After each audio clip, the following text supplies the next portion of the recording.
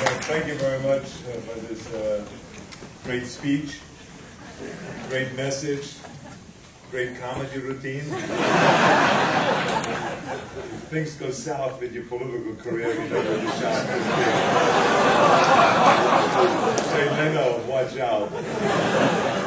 Really great. I think it's terrific, and it is, wonderful for me to be here today, and for Maria to be here today. And I want to thank Maria also for spending always every so often up here in Sacramento and hanging out and doing a lot of great work, especially with this museum and the Women's Conference and all of those things. And so thank you very much, and thank you, Mayor, for inviting us all here. And I think that the Mayor has asked me if I want to be part of this and be the honorary chair of the Green City Initiative. And I, without any hesitation, say yes, because I share his great enthusiasm and his passion for turning things green. And he's absolutely correct that I campaigned on this promise.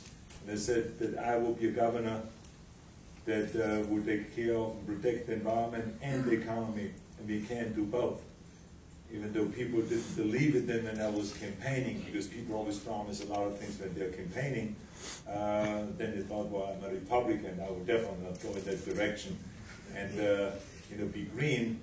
But then they saw the reality when I became governor, because we said that we had a very strong agenda, and we started working on a hydrogen highway, which was very important, to build a hydrogen highway so that the car manufacturers can't say anymore, well, we're not building hydrogen engines because there's really no fueling stations for those engines.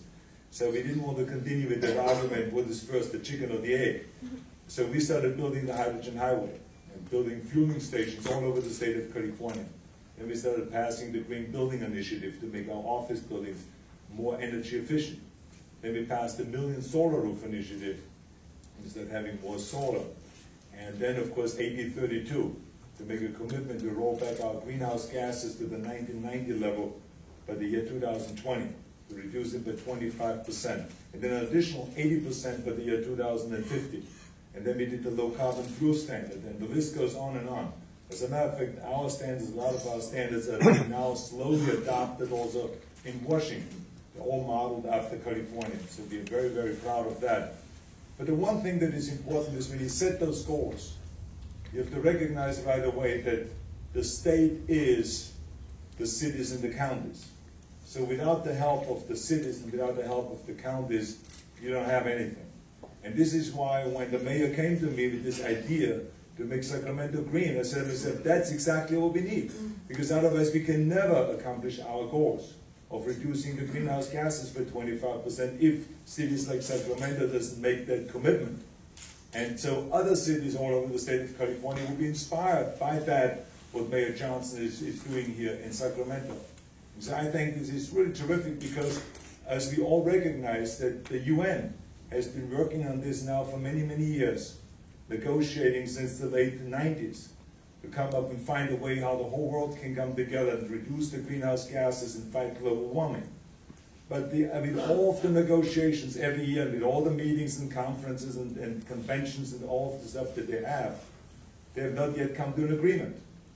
And I was in Copenhagen just this last year, and they gave a speech there about the importance of sub-national governments. And by that I meant states, counties, and cities that will be responsible and to reach those goals and to come to a commitment, and also to go and say, we're going to do something about that. And so it has gained tremendous momentum, and that's why I like what you said, Mayor, that all great movements, if it is the women's suffrage movement or the civil rights movement, or if it is the American independence movement, all of those kind of things started very little, on a grassroots level, not in Washington, not in Paris, not in Moscow, not in Beijing, none of those places. But it started on a grassroots level, not in the capitals. And then they expanded. And they mushroomed, they became big, national and international. And this is exactly what we're trying to do also with the environmental movement. That we got to start on the grassroots level and make it successful there, and then let it grow. And this is what this is all about. And we have the know-how we have the technology, we have the manpower. All we need to have is the political will to do it. And not to look at it, as the mayor also pointed out, as a Democratic or as a Republican issue. Because when you see our kids getting sick because of the diesel soot that comes out, when you see them getting cancer and people are dying because of this pollution, then we know that this has nothing to do with Democrat or Republican, because Republicans are dying and Democrats are dying. And Republican kids are dying and Democratic kids are dying and independents are dying. You kind of stay there. So we got to go and say, wake up, California. Wake up, America. Wake up the world. We got to do something about it. And we know that we have to